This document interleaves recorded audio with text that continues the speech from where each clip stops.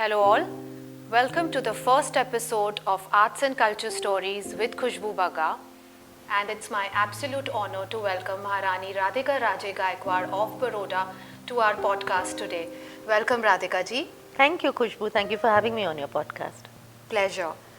Maharani Gaekwad is a distinguished cultural leader renowned for her multifaceted contribution to arts, literature and heritage preservation in Baroda.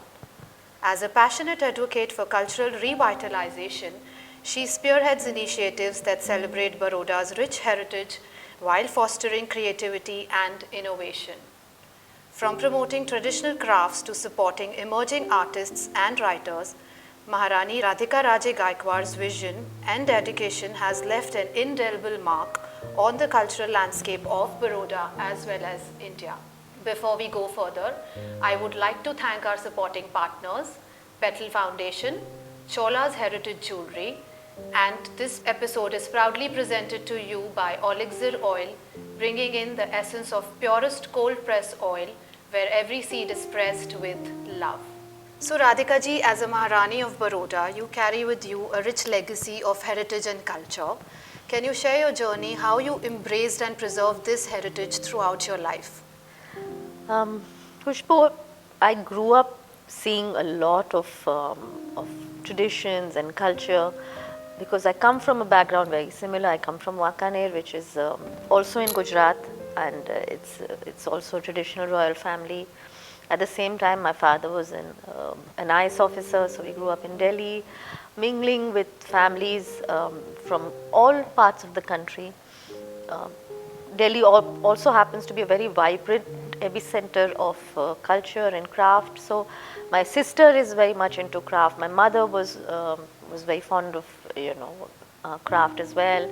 So my father, even now, he'll wear textiles from all around the country and the world. His topis and his chogas. So it's very much, I've grown up in that atmosphere. Okay. And so for me, I was already sensitized to that aspect of life. And of course, when I came to Baroda, it was greatly enhanced because Baroda has its own finesse and understanding of craft and culture and traditions and, like you said, literature or history. And so for me, it was really a deep dive into all of that. And I really enjoyed being a student again. I did my master's in medieval and Indian history. So for me, it was really being a student again and learning and seeing things firsthand, what I'd read in textbooks. So yeah, it comes from a very personal space. I enjoy and being a student of history and craft and culture, and also being able to in any way support it. Agree. Your passion for art and culture is evident in your various initiatives. Could you talk to us about some of the projects that you've undertaken to preserve the cultural heritage of Baroda and something which is also close to your heart? Khushboo, quite a few things that, well, I won't even call them projects, but they're something I feel passionately about. One of them is, of course, the Maharaja Ranjit Singh Gaekwad Baroda Festival of Arts, which is a festival that we are where we showcase Hindustani classical music and dance forms from around the country. It's a 2-day festival. We bring in the art aspect as well, because the late Maharaja, my father-in-law, was an artist and a musician. So that is one aspect of keeping, the old tradition of patronizing the arts alive. Also, the Lakshmi Vilas Palace Heritage Garba, which is the largest inclusive dance festival in the world, spiritual dance festival in the world.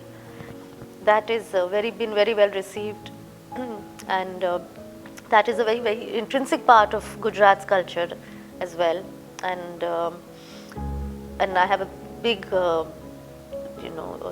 platform for the LGBTQI as well, and all marginalized community. We have people from the remand home, women from the remand home. We have the disabled. So all communities that are marginalized, we hope will find a space at our cultural events. Other than that, we are reviving 2 of the old traditional textiles of Maratha royalty, which is the chanderi. Our chanderi is different from what you usually see because it's in pure cotton and in real zari. and the Baroda shalu, which is a little known textile, unfortunately, but it was a very much part of the Maratha royal costumes. And we have, through our courses at the my charitable trust, Manicham Navaistu Udyogale, we also impart classical dance and classical music classes to keep the youngsters and those interested in touch with the culture. We organize Urja annually, which is a 2-day exhibition where we invite artisans and designers who work with craft to come and showcase. And we kind of align by creating a bridge between the artisan and the end consumer. Buyers. Yes, and that has been hugely successful. We've had 3 editions of that as well.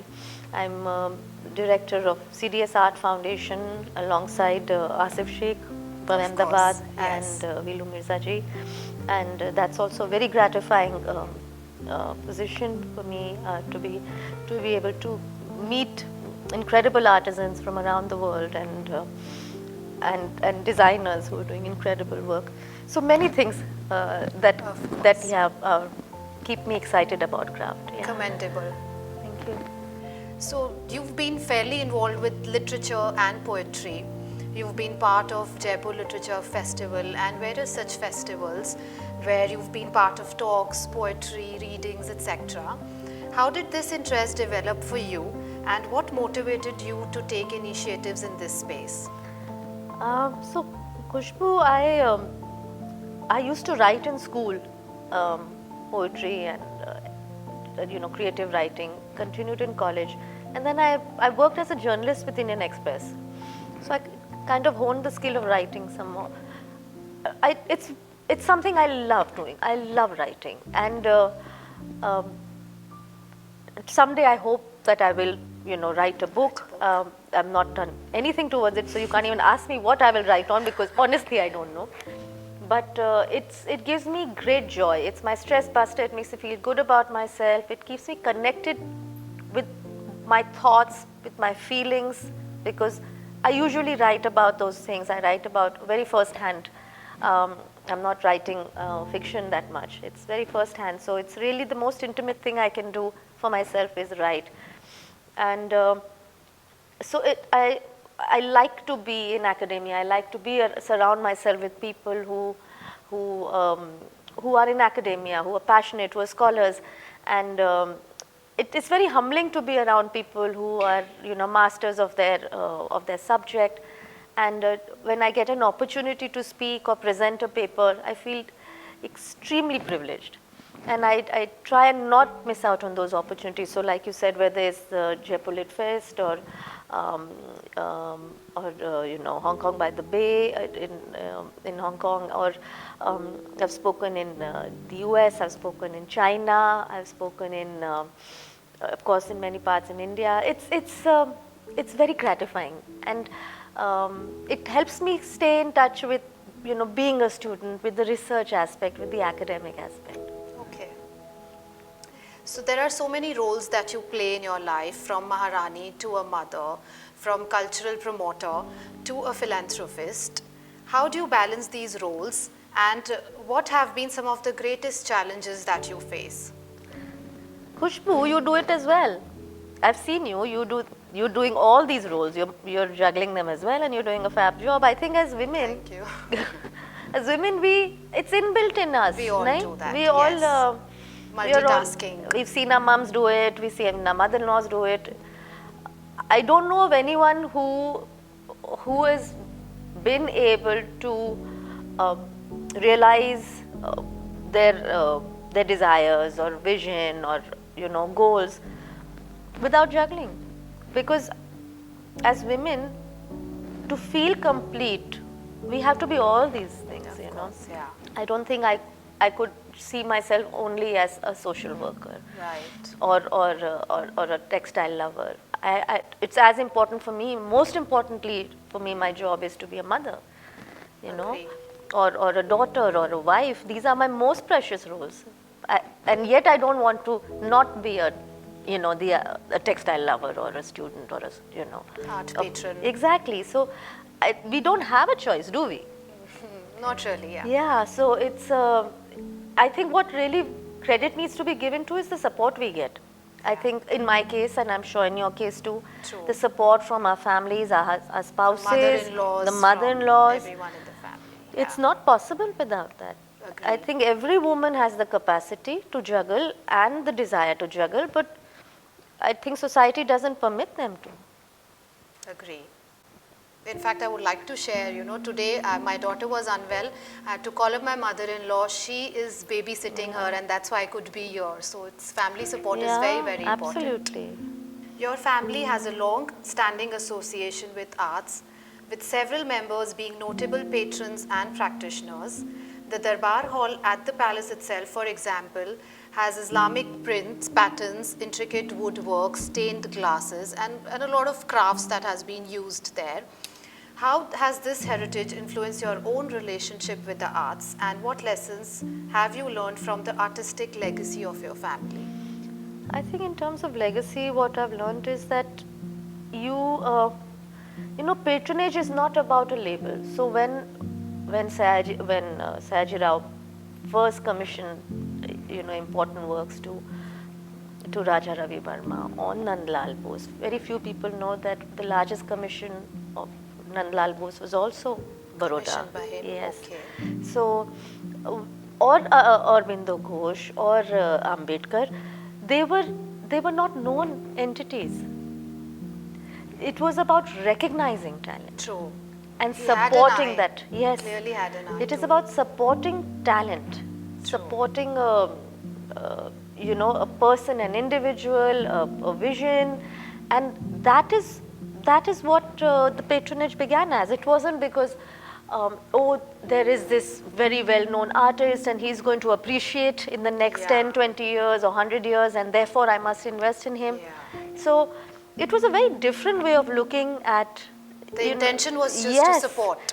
To support To and believe in to, an artist's yes, and vision. to love art for the purity of the art, that I like this, the sensibility of this artist. I want to support this. True. And it was not just about individual buying, as the state of Baroda, the family, the royalty, ensured that other people bought the works. It was the works were sent for exhibitions and expositions around the world. They encouraged Ravi Verma to participate in events, to send their works, loan their works. It was, it wasn't this proprietorship that I must own the best works of an artist and only It was out and out supporting yes, the artist. Absolutely. And the same thing I've seen with my late father-in-law, and there's so much love and goodwill that he has created as an individual, as a Maharaja, as an artist, which is so endearing, and which is the lesson to learn, that you support the art. You don't necessarily look at the label and decide whether you like it. Agreed. In your role as the Maharani of Baroda, you have been a custodian of tradition while also embracing modernity. How do you navigate the intersection of the two? By not thinking too much about it. Khushboo. Okay. I think for me it's... You are what you are. Yeah, I think it was just I was fortunate enough to be in a household that allowed me to be who I am. I didn't have to second guess what I need to do now. And I think that's helped me balance it without giving it too much thought. I think if I were to overthink it, oh, am I being a traditional daughter? No, am I being a traditional royal family member? What is expected out? If I had, allowed myself to overthink these things, I wouldn't have made the decisions that I made or made and the progress. Agree. Looking ahead, what are your aspirations for the cultural landscape of Baroda, and how do you envision your continued involvement in shaping its future? What can we expect from Maharani Radhika Raje Gaekwad to do next? Oh dear, I haven't given it a thought. But as a matter of fact, we just saw you launching Gajra Cafe, which is apparently Gujarat's first LGBTQ cafe. Yeah. So would you like to talk about it? I mean, that's a great initiative. Yeah, thank you. It's been very well received. I wasn't very sure when we first came up with it, and it took me a long time. It was for a very long time on the drawing board because I wanted to get it right. because for the sake of the community, there are not many opportunities, and I didn't want to goof it up. So it took a long time on the drawing board. Yes, it is the first inclusive cafe in Gujarat. We serve traditional Gujarati and Maharashtrian food because that is the culture of Baroda. It is Our roots. yes, and of course Gujarat, and because the Gaekwads are Maharashtrian, there is this Marathas, there is that that culture, and the cuisine reflects that. And it was really to take you back to your roots, like you said, to create a space of nostalgia where you feel you're back in time. So the whole space is it's all old. It's all old furniture used from the Sanstha, which is where we're running it from. It's an over 100-year-old organization, the NGO, Maharani Radhika Raje, and it has a lot of old textiles that I've bought over the years and had no place to put up. Oh, wow. So it's given me a lovely Walls space to display. yeah, and old pictures of the city which we pulled out from our personal albums. And it's just about creating a space where the community feels they can be themselves without being judged. And at the same time, people can come and interact and have this interface with the community, where you see them in a space of dignity, where they're working, they're, you know, it's completely normalizing a community. Sharing the same Yes. space with them. Instead of seeing them in the stereotypical way that movie projects them and you know, which are very caricaturish characters, to see them as we see each How other. we You know? are, yes, Yeah. not segregating them to Absolutely. be different from us. And the same thing was it actually even before this. The pilot project began as having them as students. So my Sanstha for the last 100 years has only had girls and women, and suddenly the trans community came in, and members of the LGBTQI. So I had to see how they're being received there, because I had to, within my organization, also create a safe space. If I'm inviting the LGBTQI to trust me, I have to ensure that everyone around is also receptive and sensitive to them. So the first step was to have them as students. And even in the beauty parlor, it was incredible because they were doing waxing and threading on each other, and there was no friction, there was no tension. Then the teachers came in from the community as well. But it was, you know, I just didn't feel the need to make any announcements or proclamations. It was just normalizing it. Yeah, but the beauty salon project is also a beautiful project that you're doing. Yeah, It's fabulous. thank you. Giving livelihood to Yeah. LGBTQ community. Commendable. I've heard you say that you have around 43 paintings of Raja Ravi Verma, which is part of Palace's collection, of course. So, which are your favorite ones out of them, if you can share with us? So I love the Lakshmi Saraswati, of course. Okay. They have the most, I think, well-known paintings this subcontinent. There's, I don't think anyone who with Indian roots would not know what Lakshmi and Saraswati by Ravi Verma is, because that's the only personification of the goddesses as we know in our memory. And they are absolutely beautiful, and they're almost life-size. You know, till I got married and came, I'd seen prints, but when I saw the original is that you get an idea. Breathtaking, of course. Absolutely. Yeah. And they are in such a sacred space. They are in the Darbar Hall, which is otherwise a very simple hall, but it has these very important Ravi Vermas, all mythological, as lessons and examples and blessings to the throne, to the Maharaja. You know, that the prosperity and wisdom bestow their blessings upon the Maharaja. And we have another beautiful painting called Sita Bhumi Pravesh, which is also one of my very, very favorite paintings. And these are in the Gadi Hall. So for many reasons, these paintings are my favorites. Okay. So do you believe in collecting arts like sculptures, paintings, or do you believe in enjoying whatever is passed on to you as a legacy, which is massive, of course? Absolutely. I enjoy modern art, contemporary art as much as I enjoy the classical arts.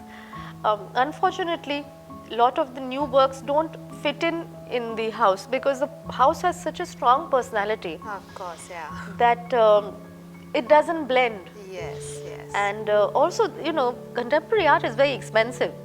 So it's, you may like something and it's beautiful, but not necessarily you would want to invest that Invest much, because you have so much to look after already. So the priority remains to maintain and look after. what you already have. Absolutely. Of course, yeah. Baroda nurtures plenty of contemporary artists. What are your views on how the arts are developing? Oh, it's so vibrant.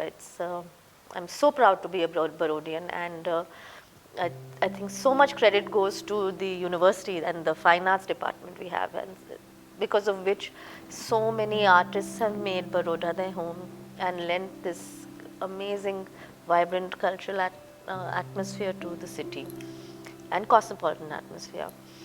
And I think it has a very bright future. Yeah, MSU is an iconic university. It's world famous and so good to have it in Baroda. Yeah. Now we move to some fun questions. Please describe us your perfect outfit, as in like your perfect ensemble with your perfect jewelry, crafts, textile that you would love to drape around. I feel most comfortable in old sari. Out of those, honestly, if you ask me which am I most comfortable or easy go-to outfit, I think the old sari borders that we have in our families, which I like wearing those. They're very safe. They look glamorous. They fall very well. They don't crush, and at the same time they're not over the top. So they work out well in India and abroad. Sometimes when you're going for an event abroad, the aesthetics work very well as well. So I like my border saris, which I wear on plain georgettes, and I like a nice blouse, a nice well-tailored blouse, which is usually maybe an antique one or something that mimics and the vintage blouses of the family. And I don't wear too much jewelry. I like to keep it minimalistic, or at least not too flashy. I don't like the focus being on the jewelry as much. I feel it should not overpower the personality of the individual. So but I like pearls, I like diamonds, I'm very fond of emeralds. So depending on what the outfit is. Mood Yes, also, yeah. yes. Okay. If you were to build another palace for your family today, what architectural movement would it be inspired by, or which architect, dead or alive, would you choose for the palace? Oh my. That's a very interesting question. I think Gaudi. Okay. I would absolutely love to live in a house made by Gaudi. Gaudi, Antonio Gaudi. Yeah. Spanish architect, the most world famous, of course. Yeah, interesting, very interesting. Fantastical houses, yeah. And a small house, please. Oh. This time a small house. Okay. Radhika ji, I want to know about your passions. Of course, you told that you love reading, writing, but apart from that, in your spare time, what do you like to do? Like listening to music or I love music. theatres or stand-up comedy? I love theatre. I Okay. love theatre. I've also dabbled a bit in school and college in theatre. I love to dance. Oh, what form of dance? I learnt Bharatnatyam, Oh. but my favorite is Garba. Okay, I'm sure, of course. But Yeah. I dance to any music. It's just I like the movement and the lightness of You dancing. dance beautifully. We all know that. We've seen the videos. So yeah, I enjoy that, and I love spending time with my family, and I think that and also I live in a beautiful premises. I need to use it more. I need to go for. Of course. Yeah. Are you house proud? Like, do you like to keep it every No, time? no, you're I'm not quite one of relaxed. those? If I were to Okay. be house proud in this house, Okay. it would be a full time. I would know. never Full be. day you would be only doing Yeah, this. I would never be satisfied. So I'm sure. yeah, I enjoy where I live and I make the most of it. But yeah, it's also I'm relaxed about Okay, makes sense. Yeah. Yeah. Tell us how you think your daughters would take the legacy forward. Is there any training involved from their childhood, and how do you instill in them the importance of this legacy? Khushboo, I think again, as mums, we try and do our best. It's also again we are being intuitive mums. That I think I had the best childhood. I had the best upbringing, which is prepared me for a life of tradition as well as modernity. So I feel if I can give my children that, which was not, there was no planning in the way I was brought. I mean, I was brought up the best way my parents did, but there was no such trajectory that, oh, she's going to go to this particular home or she must do this. Yeah. There was no, my parents had not thrust any ambition upon me. It was, in the same way, I don't want to do that to my children. I want to just them to have a childhood of, where they're secure and confident and are able to navigate through life with the best tools possible and pursue whatever they really enjoy and work hard. So I think it's going to be the same balance that I grew up with, tradition and modernity. I've met your parents and they're beautiful human beings. They are so free-minded. They love life. They enjoy life. So I'm sure that, it has come into you, and that is what you would love to pass on to your daughters as well.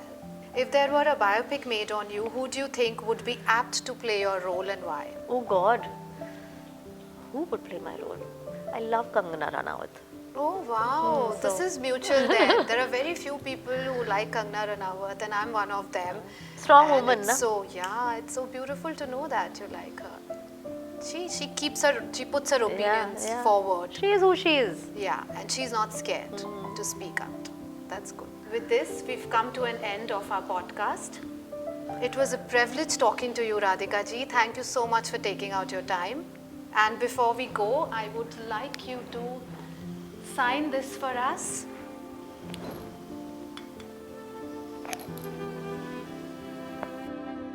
This is for you from our sponsor, Chaulaz Heritage Jewellery. Thank you. Before we go, I would like to thank our sponsors, Petal Foundation, Chaulaz Heritage Jewellery, and Olixir Oils, where every seed is pressed with love. Thank you and see you all soon with more such intriguing stories.